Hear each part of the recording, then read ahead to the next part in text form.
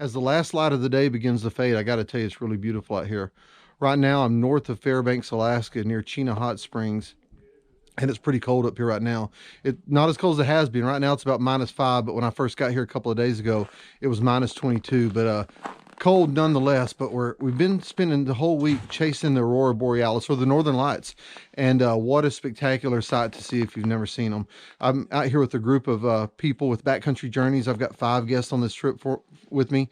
They're from all over the United States: California, Oregon, Massachusetts. Of course, I'm from Texas, but it's been a fantastic experience because the 5 out of the 6 nights we've been out, we've been able to see the aurora. So photographing the aurora really isn't that tough at all. It's pretty consistent exposures time after time.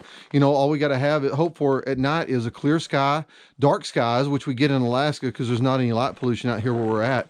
And then good aurora potential. Tonight we have a KP of 4, which means the aurora ought to be active. And so we're looking forward to a really brisk night tonight. Even already, it's about 9:30 up here right now, and I can see the stars starting to come out. So it's going to get dark pretty quick. Hopefully within the next hour or two, we'll start to see the first flickers of the aurora overhead.